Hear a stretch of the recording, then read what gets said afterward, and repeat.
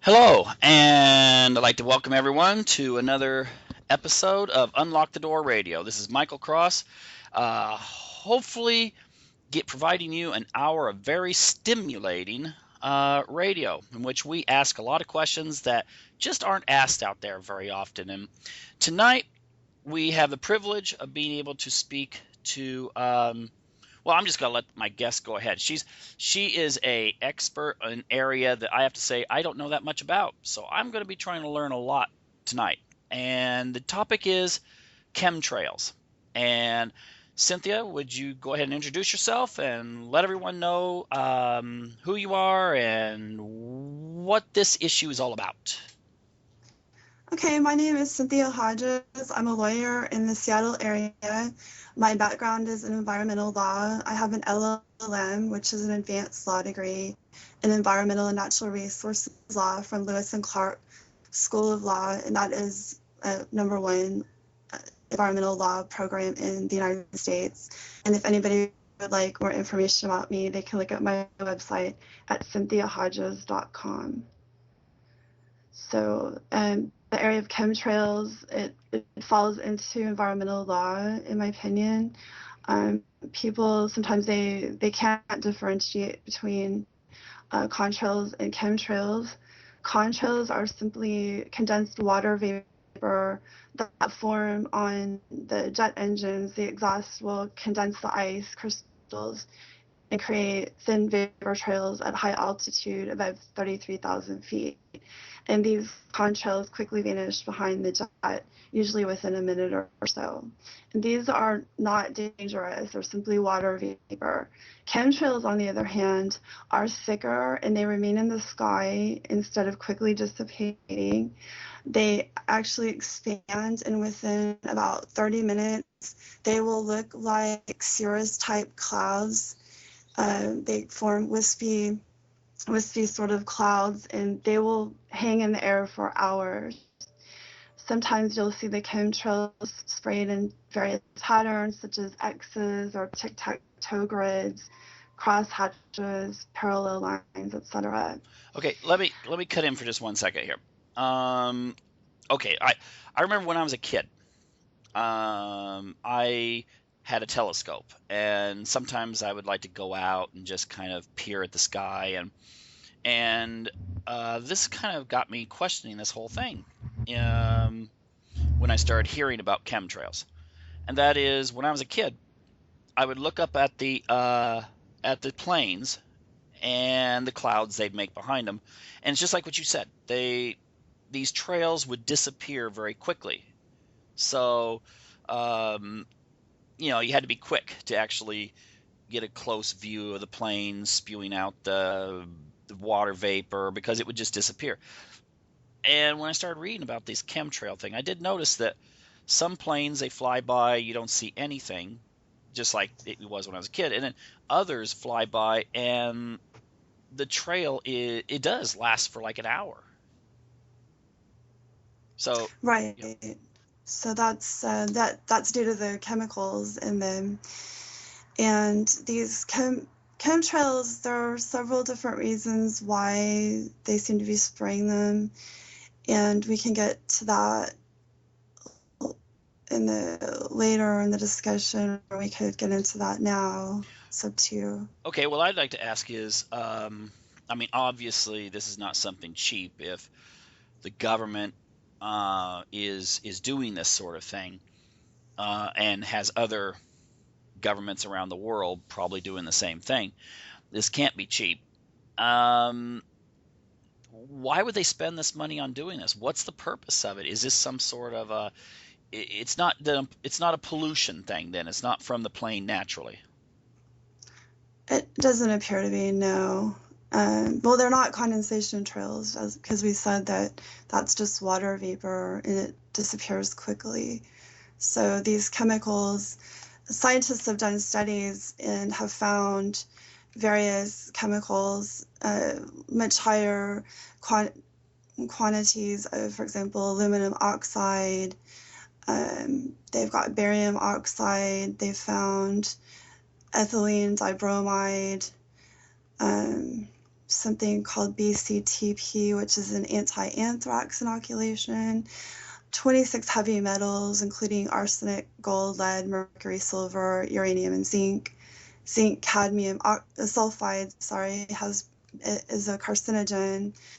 They've also found higher levels than normal of strontium, potassium iodide, copper sulfate, acetylcholine chloride, thorium, and even bacteria such as anthrax, pneumonia, E. coli, salmonella, and streptomyces.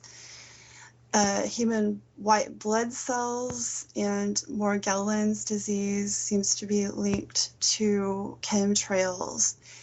And if people don't know what Morgellons is, it's like people have these black thread-like worms under their skin that cause a lot of burning and itching.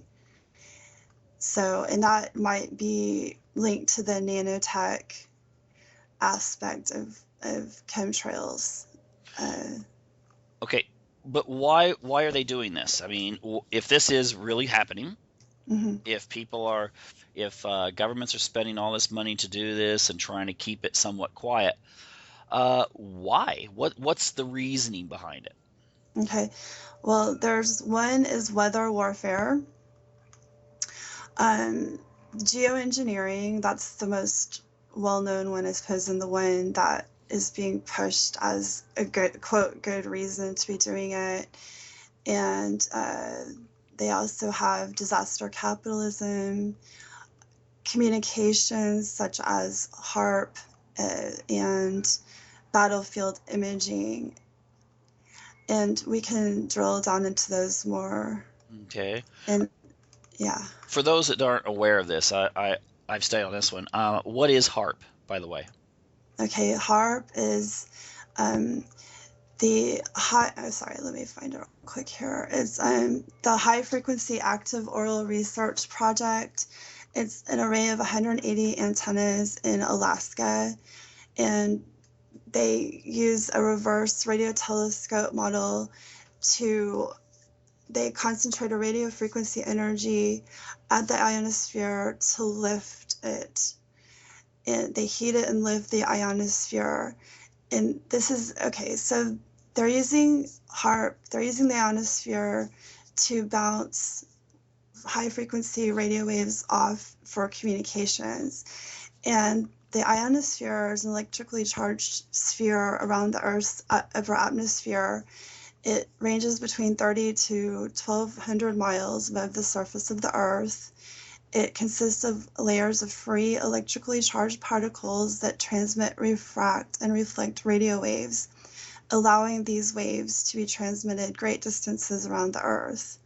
The reflective and refractive properties of the ionosphere provide a means to transmit radio signals beyond direct line-of-sight transmissions. So this ionosphere, it is a natural mirror for high-frequency radio waves, but it is constantly changing, and this variability can cause communications to be unreliable. So one thing that they've used is energy, as I mentioned, to heat the ionosphere, to lift it, make it a flat surface where they can bounce these waves off of with more reliability. And where the chemtrails come in is injecting chemicals into the ionosphere, into the atmosphere, to make this artificial ionospheric mirror. So back in the 1980s, Brazil did an experiment to inject chemicals into the ionosphere to make this artificial ionospheric mirror. Okay, so is this military, or is this in some way trying to, I don't know, stop the global warming, quote unquote? Okay, well, that is a different reason for chemtrails. The reason for the HAARP, for the ionosphere, like I said, it has military applications, and so they can intercept enemy transmissions, they can make their communications go farther. So let's see. So basically, right. So they're trying to create a nice environment in the atmosphere for their wave, to bounce their waves off of. The geoengineering aspect is to use the chemicals to block the sun, and that's allegedly to combat global warming. There's a program called it's called solar radiation management, which is a scheme to spray these huge amounts of sun-reflecting particles high into the atmosphere to simulate the cooling effects of a volcanic eruption. Unfortunately, this causes global dimming, and so now the sun has reduced 20% the output of the sunlight, and this can cause drought. And fairly recently, some British scientists came out calling for the world governments to approve of these schemes because of unintended and disastrous consequences. So they ran some models and saw that when they do this cooling, it doesn't have even effects. So for example, they can cause just disastrous droughts in Africa, parts of Africa such as the Sahel, or they can cause rain there and then a terrible drought in Brazil. It's just really unpredictable and depends on how the weather moves. So, I'm sorry, go ahead. Well, yeah, I was going to say, I note that a lot of people don't mix various disciplines. It's something about America, it seems, that if you're into science, you're not into literature. If you're into history, you're not into biology. You're those kinds of things. And one thing that I noticed in my studies, where I tried to create a program that pulled all these together, was that a lot of our history in the world has been based on global warming and global cooling, and slight changes in aspects that you've pointed out, the ionosphere. And I'd encourage people to think, when you hear ionosphere, think of the northern lights.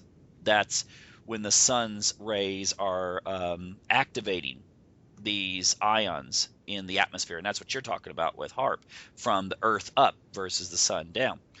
And the Roman Empire, the Western Roman Empire, collapsed because there was droughts in Asia, which forced tribes to push westward, which then forced refugees who had been conquered, trying to escape from many of these Asiatic tribes, to go into Western Europe and then down south.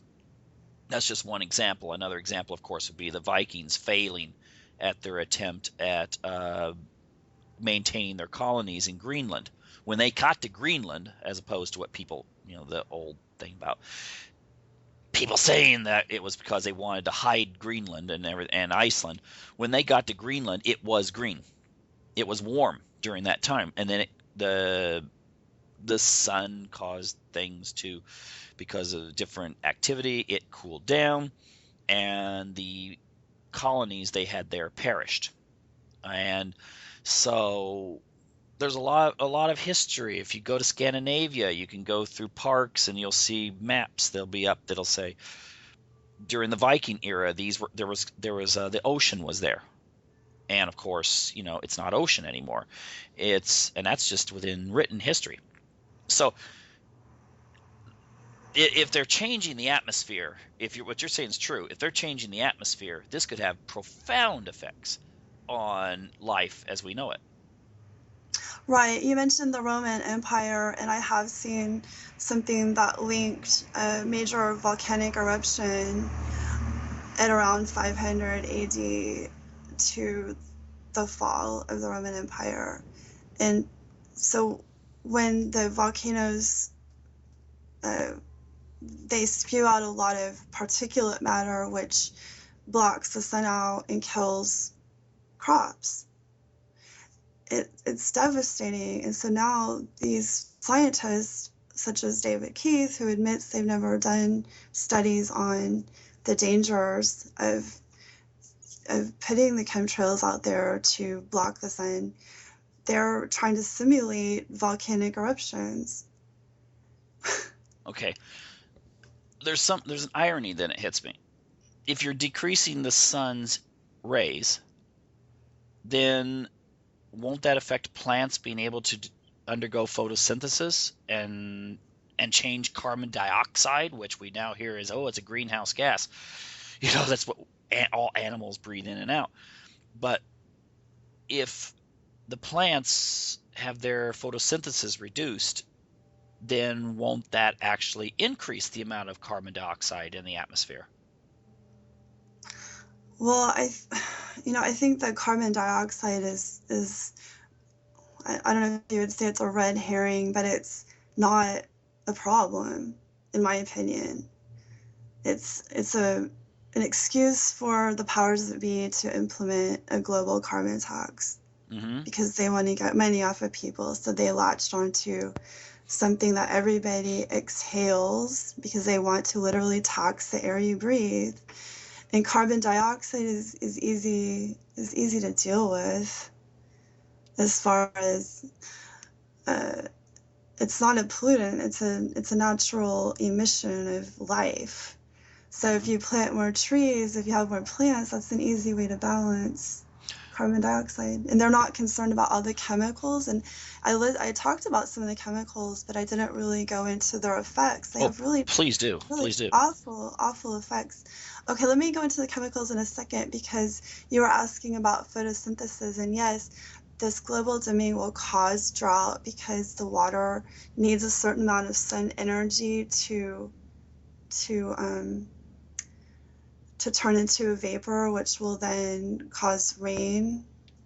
It's like a cycle, and if you don't have enough solar energy, it breaks down.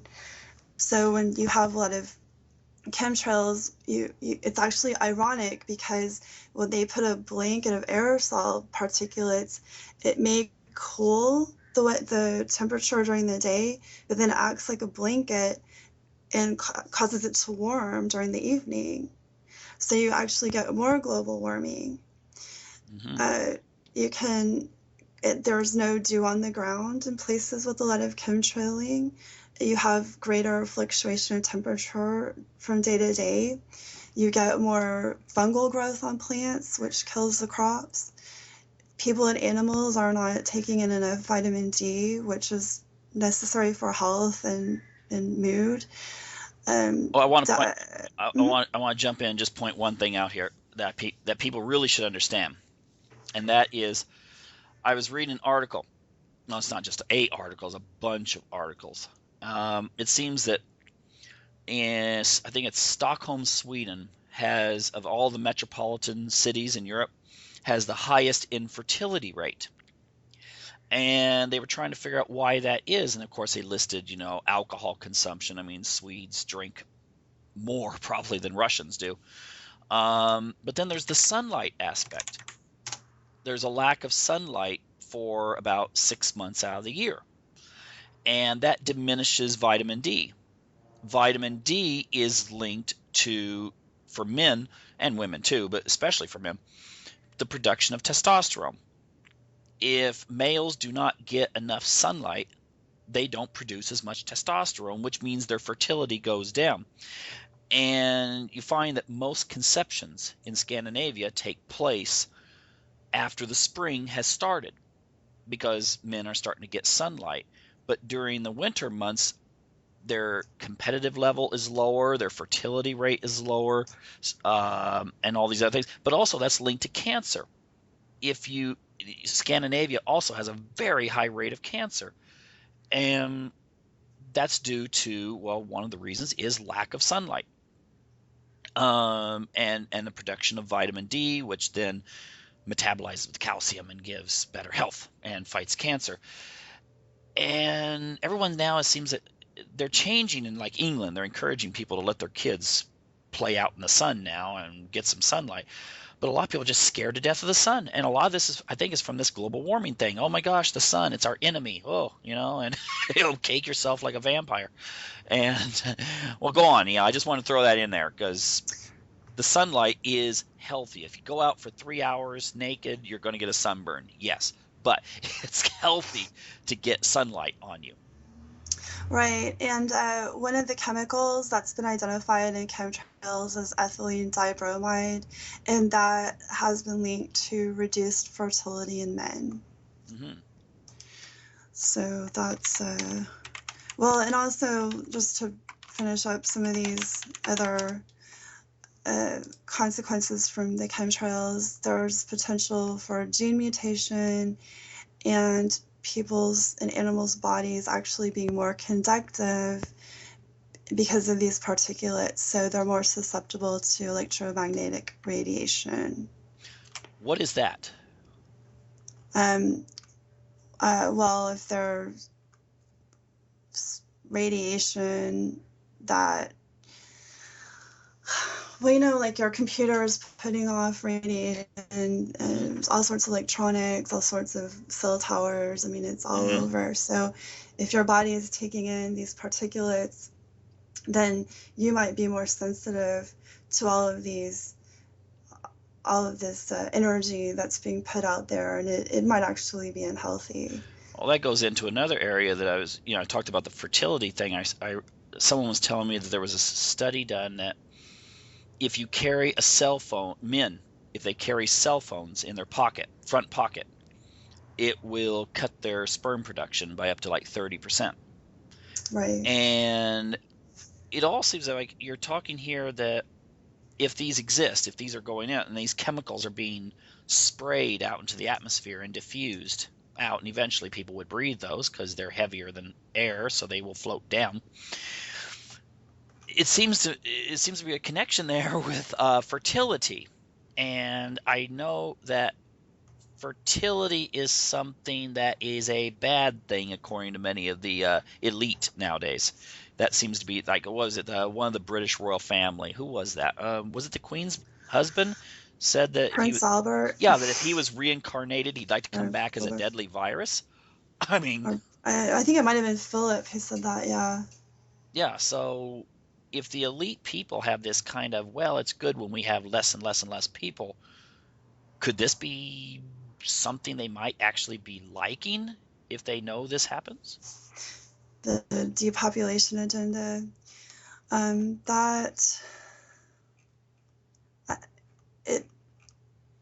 I think that it might be one of the side effects rather than one of the main effects, because they do have some military applications for the chemtrails, and we still wanted to talk about the weather warfare and the battlefield imaging, because the battlefield imaging actually does use barium, which is one of the chemicals that has been identified.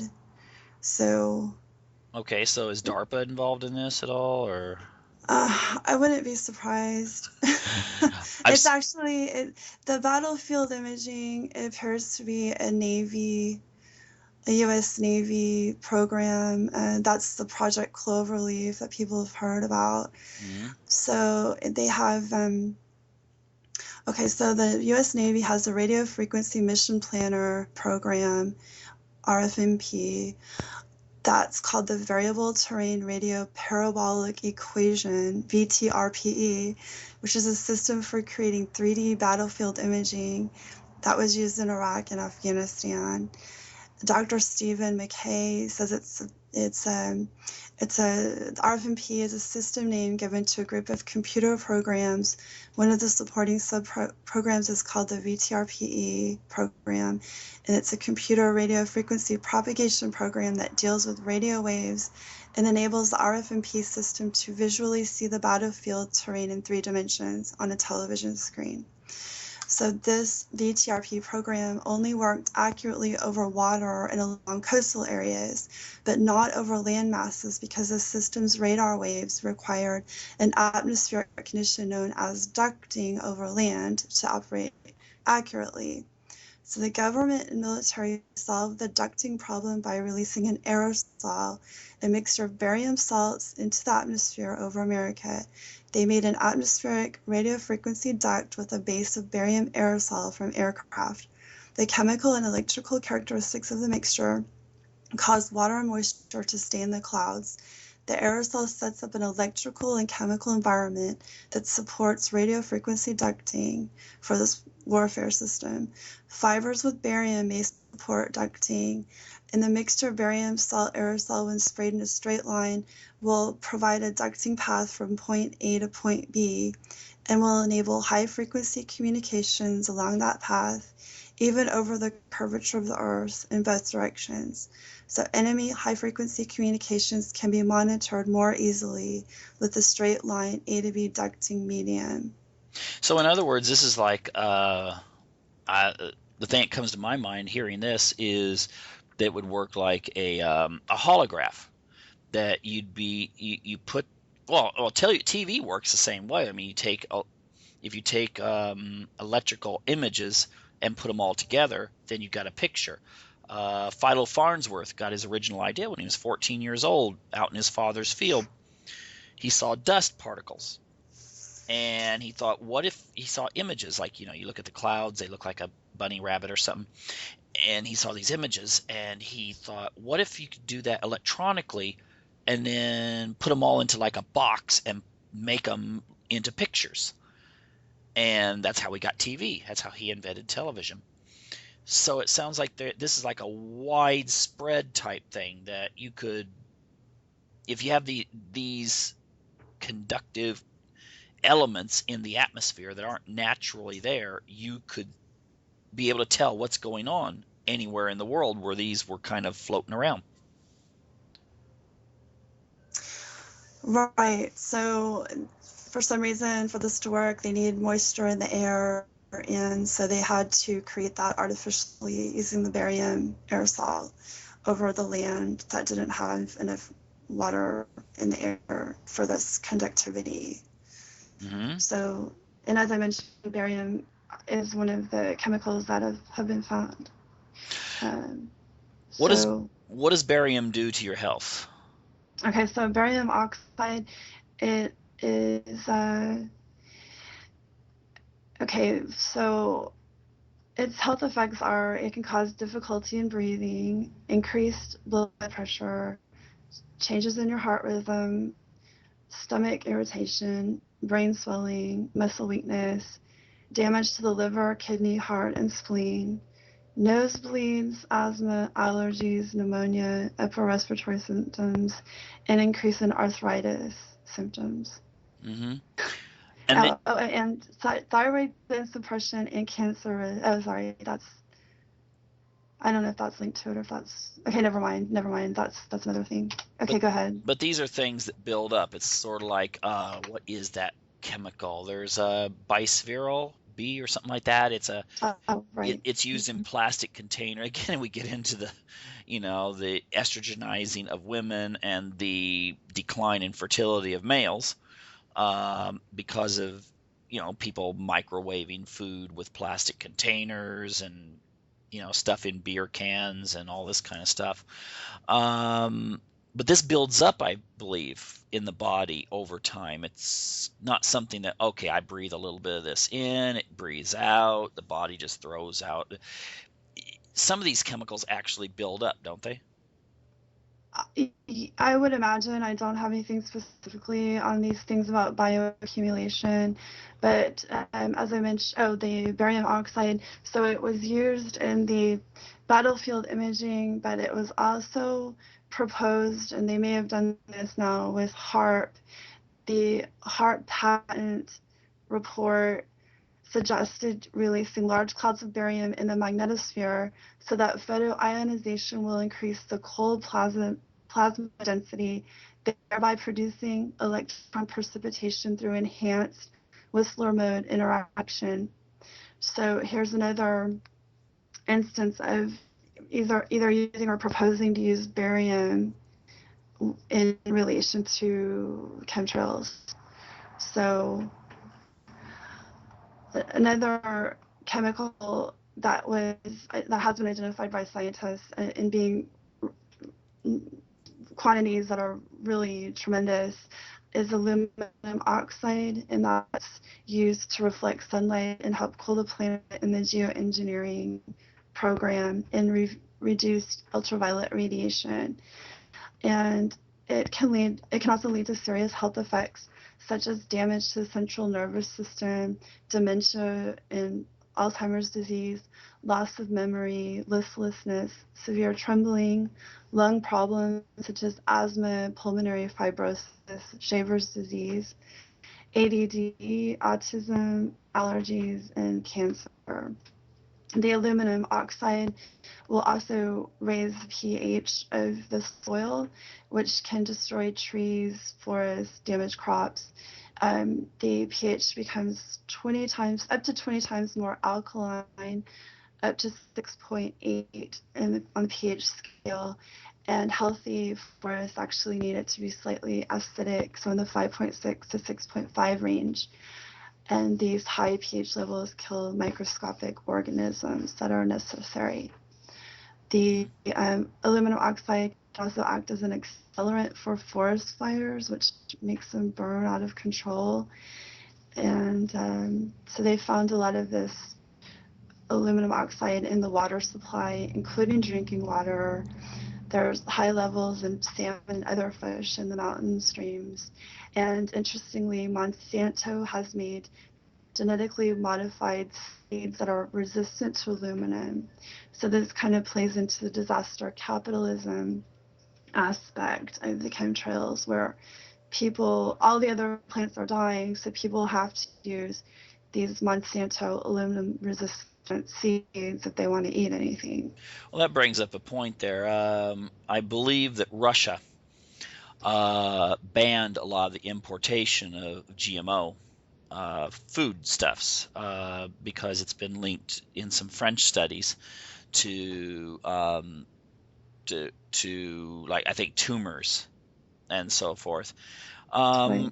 Has any? I mean, I don't know. I mean, I've seen some maps in preparation for the show in which it looks like some parts of the world get a lot of, people, scientists and so forth, researchers have gone out and tested soil and to see if, well, is there more of this here than anywhere else? And it seems that, like, for instance, in Russia and China, I mean, have there been studies done on the soil? Because it looked like Russia and China didn't have as much of this stuff in their soil, whereas Western Europe, more specifically Northern Europe and the British Isles and North America, had a lot more of this. Have people gone out and maybe tested soil samples in some countries and then done it in others, and then they've compiled these maps and stuff? Well, I know that the Pacific Northwest gets most of the fallout. So where I am in Seattle, that's where they seed a lot of the weather fronts, because that's where the weather comes from into the United States, a lot of it. So we get a lot of the chemicals, and they'll also chemtrail off of California. And in fact, before they had the terrible tornadoes in Joplin, Missouri, a couple of years ago, they were chemtrailing off of the coast of California 5 days before. So that there might actually be a link to that. China has admitted to doing weather modification, and I came across something that said Russia was behind a snowstorm in Miami in the mid-70s. So this appears to be linked to, well, the Russians would have their own version of this, but there's an ice nucleation patent from NASA that can make snowstorms out of what would just have normally been a rainstorm. So they can make it snow at 45 to 50 degrees Fahrenheit. So above freezing. So. Well, that's interesting. I'll have to look that one up. And, oh, go ahead. Oh yeah, no, I was just going to say that China, they caused snow and they caused a lot of property damage, and they also kept it from raining during the Olympics in Beijing. And I don't have much information on that today, but it is out there if people are interested in looking into it. I was visiting Beijing during the Olympics, so I read up a bunch of that. Yeah, they were doing a bunch of stuff with they wanted some days they wanted to have precipitation, some they didn't, and they actually admitted that they were doing that. So yeah, I'll vouch for Mhm. that. It seems to me though that if this is causing health problems, and this may go contrary to what a lot of Americans want to believe, it seems that, for instance, nations like, well, I'll throw Russia in because they're most comparable when it comes to industrialization. Russia, ironically, seems to be more concerned with the health of their population than, let's say, the United States. Because, for instance, here's something kind of related to it, but GMO labeling and genetically modified foods and things like this. Russians are resistant to this. I mean, well, they believe in the labeling. They do that in China too. You have to, if you buy food, it's labeled whether it's GMO. And in Russia, they don't allow, they don't have fluoride in the water. They don't have a lot of these other questionable things. Whereas the United States has all of this, and whenever you want to get labeling, the government says no, no, no, no, no, no, we don't, no, that's not good to do that. So it seems, at least, is this your perspective, that health is not the number one priority in the United States right now?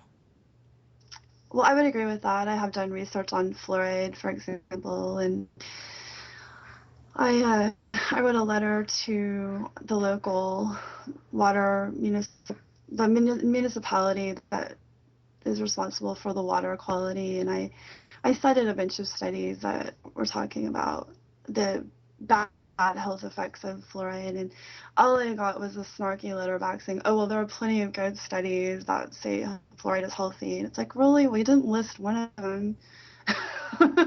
Well, So they don't really care.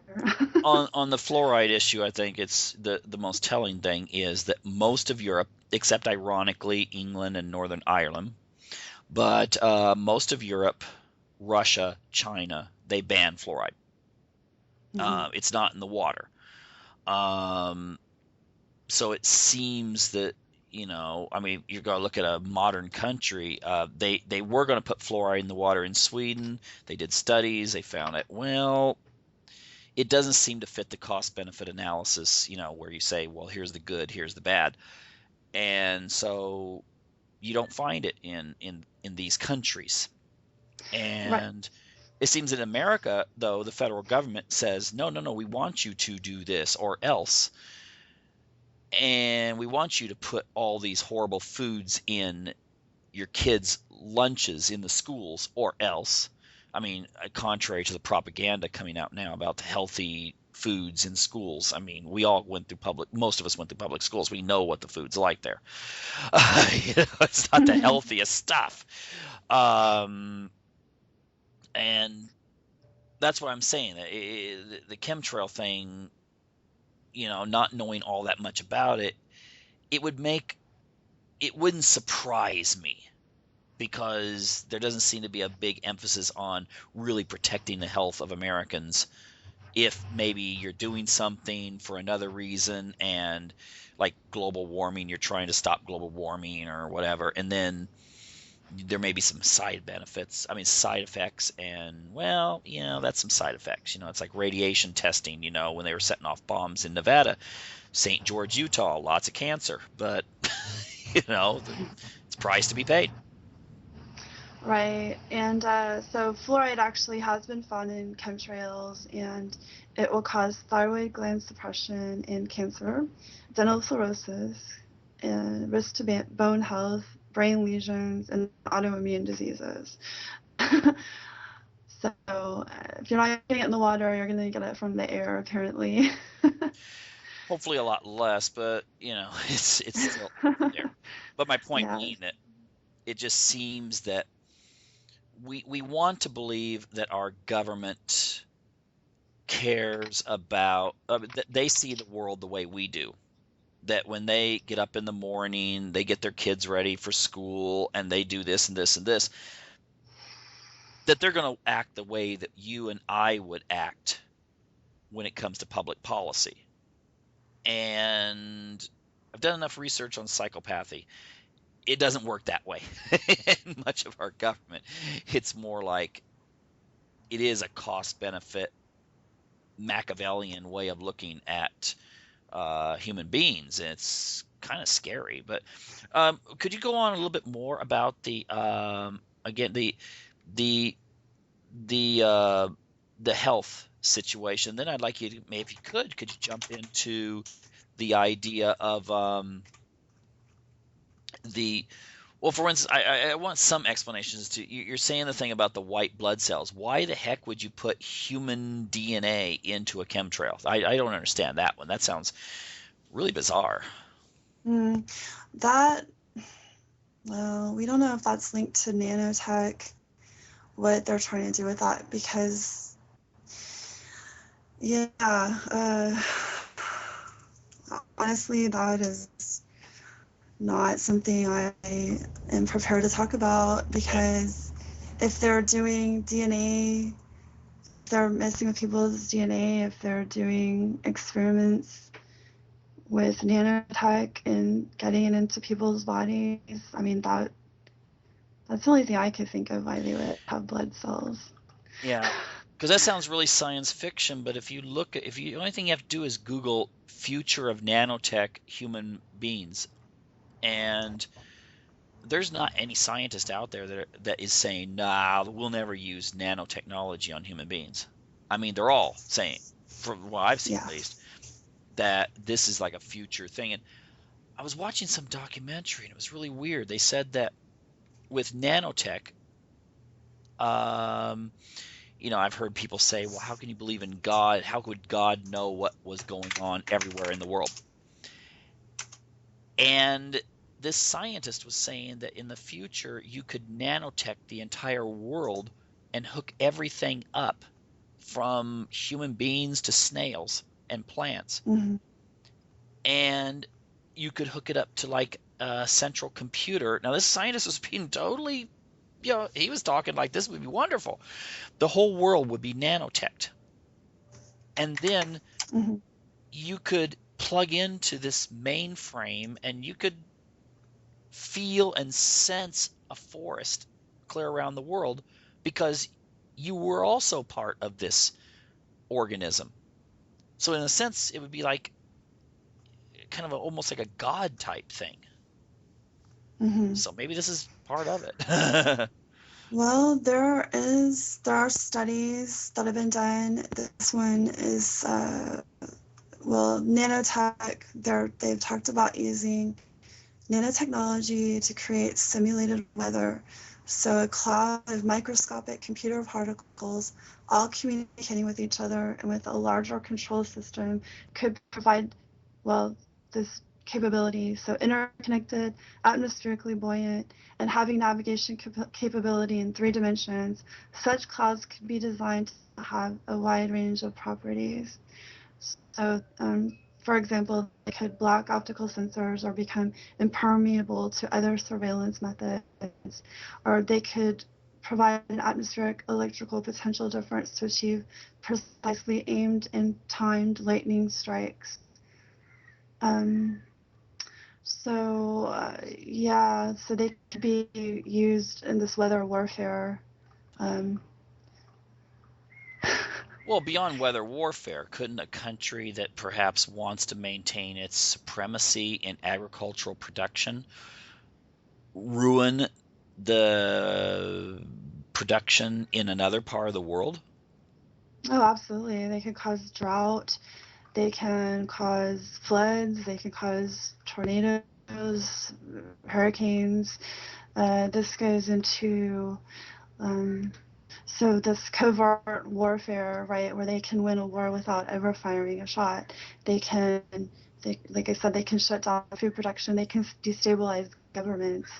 And there was an Air Force document from 1996 called Owning the Weather in 2025. And they were basically talking about disrupting the enemy using weather and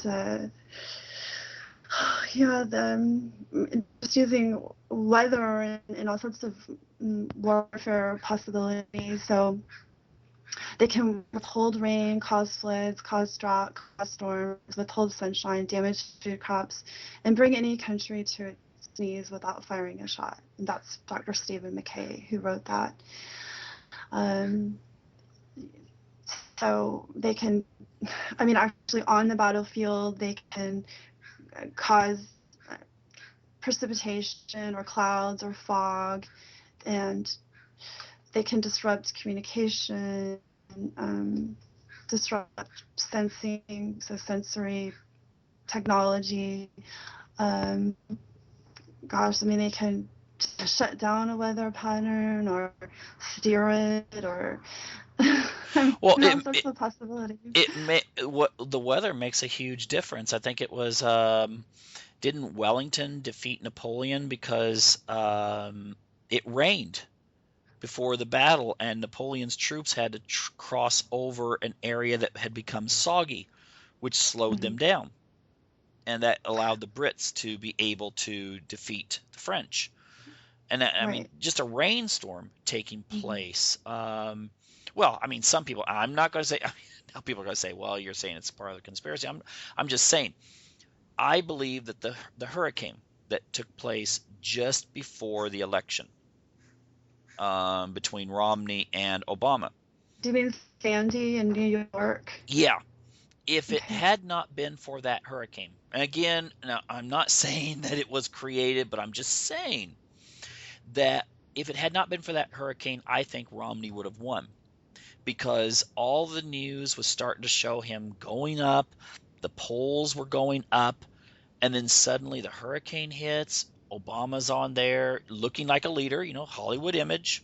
We're here, we're taking care of things, and Romney was knocked off the front page, for that crucial week and a half. Now, I'm not saying anyone created it, but I will say the hurricane probably ensured Obama's victory. Well, back in the Vietnam War era, the U.S. Department of Defense did studies, had projects called Skyfire and Storm Fury that were manipulating lightning and hurricanes. So in the Vietnam War, they controlled the monsoon to make it rain on the Ho Chi Minh Trail. So they do use weather, and they can at least manipulate, because this is back in Vietnam War 40 years ago. So you know that their technology is way more advanced now. So if they were manipulating it then, Yeah, it wouldn't surprise me. The Vietnam War was just basically seeding the clouds during that They time. could, right? So they could at least steer it. I mean, I don't think it's that far-fetched to say that that hurricane was at least steered. Yeah, you just can't tell. I mean, it sounds crazy, but Well, it only sounds crazy to people who haven't done the research, because a lot of this stuff is old research or old documents that are out there. I mean, this controlling the weather from the Air Force is from 1996. They have Skyfire and Storm Fury from the Vietnam War time. They're not new. Yeah, and with all those billions and billions of dollars they pour into DARPA and the military, I'm sure they are studying all of this. Now this brings up something though. If you're an African country, you're going to be at the mercy of these guys if they are using this. If you're China, it seems like you're going to be trying to play catch up, because you're going to see that, you're getting, again, I'm not trying to be an apologist for China, but if I was China, noticing how bases are now being established all over the Pacific, and they're not there just because of fun. I mean, they're there to contain China, quote unquote. I don't know if the Chinese are going to really want to be second in technology. And so it seems to me it's kind of scary that suddenly you have one country playing with the weather, whereas another country goes, well, we're going to do it better. And instead of firing missiles at each other, you're messing with each other's climate. Of course, that's the world climate. Hmm. Now, there is actually international law, Convention on the Prohibition of Military or any other hostile use of environmental modification techniques. And this is from 1977. It's international law. It prohibits the hostile use of environmental modification techniques. Signatories must refrain from any military or other hostile use of weather modification, which could result in widespread, long-lasting, or severe effects. So, if there weren't at least a fear that people would use these things, then why would there be a convention to prohibit it? And this is from 77.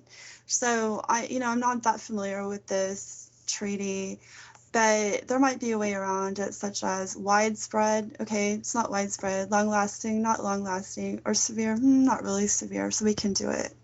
Well, it's like the convention they signed. Oh gosh, this was, I think, back in the 60s. And there was a prohibition against putting atomic weapons in space. Mm-hmm. And the way the treaty's written, and of course America makes sure it's never amended, you can put non-conventional weaponry in space. Mm-hmm. Well, non-nuclear, I mean. You anything but nuclear, essentially. And so you can militarize. There's a really good documentary. It's called Pax Americana, where that's discussed, this whole idea that you can get around treaties by, okay, well, it's not an atomic bomb that we're putting up there. It might be a laser, or something like that in the future. Mm-hmm. But you can do it. You can still militarize space. It's just you can't put an atomic bomb up there, which always Mm-hmm. perplexed me, because when you fire an atomic bomb in another country, isn't that firing it up into the sky and then it drops? I mean, it seems somewhat ridiculous in that sense, but you can get around. You can get around these trees. But now the thing is, what I want you to do in the next, we have about 6 or 7 minutes left. I know there's some people probably listening going, okay, well, I'm not sure about all this. Um, what would you tell to the ultimate skeptics? What could they look for out there, and maybe something that would get them thinking about this? Because right now this is a big thing in the alternative media, but you don't see it on the big, corporate media.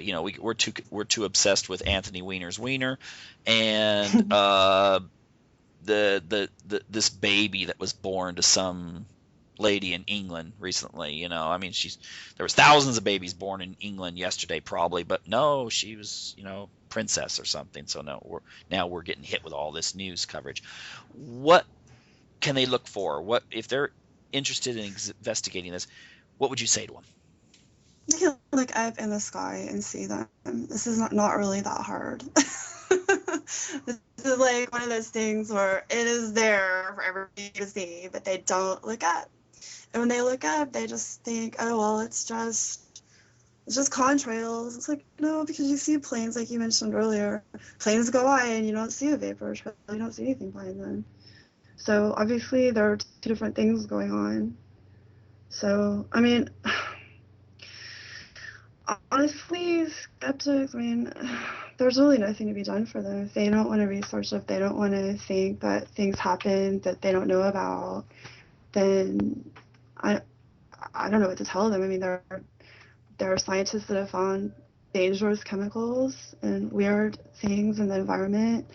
There's bizarre weather patterns. There are military studies and different agencies or different branches of the military are talking about using chemicals and how they can use weather in warfare. I mean, battlefield imaging, there's like we mentioned, the HAARP and the weather warfare in countries who admit that they're using weather manipulation.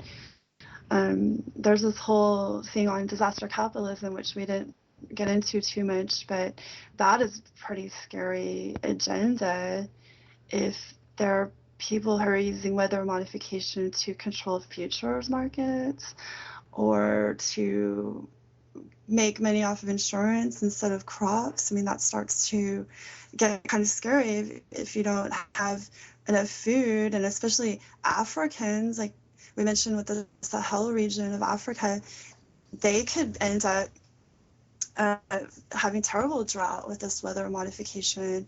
And even the geoengineering, the global warming has started coming out as the acceptable reason for chemtrailing, which I don't think anybody should buy.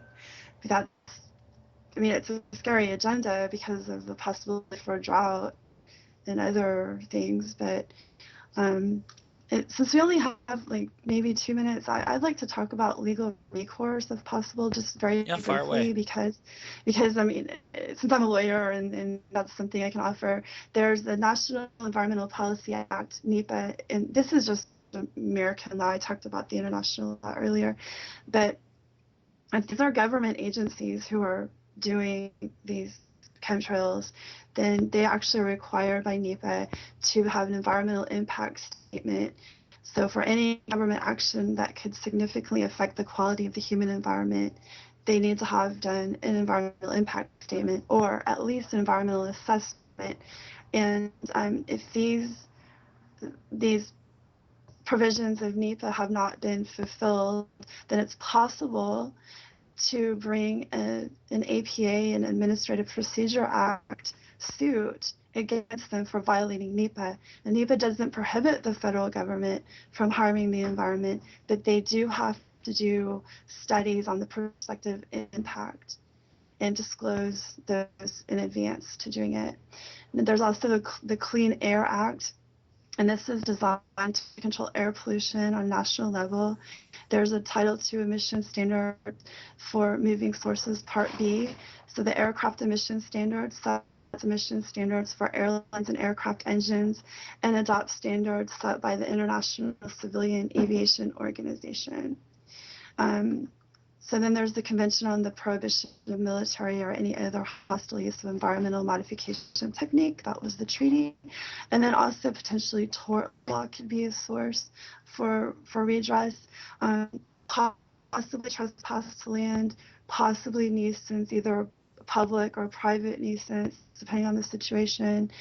So these nuisances would entail pollution and might have to have cleanup and these legal aspects would have to be fleshed out more, but just kind of throwing it out there if people want to start looking into possible action or redress of Okay, thank you, Cynthia. the land. We just have a few seconds. Where can people again reach you and find out more information, not only about this, but also your books that you write and so forth? Oh, sure. Okay. So CynthiaHodges.com is my website. People are welcome to email me on Facebook. I have a Riga book, so I have put out a book on the Illuminati and on aliens, and I'm working on other projects. So I'm really big into exposing doubles and imposter replacements, and pretty much anything that's esoteric or this, especially fringe conspiracy theory stuff, is really interesting.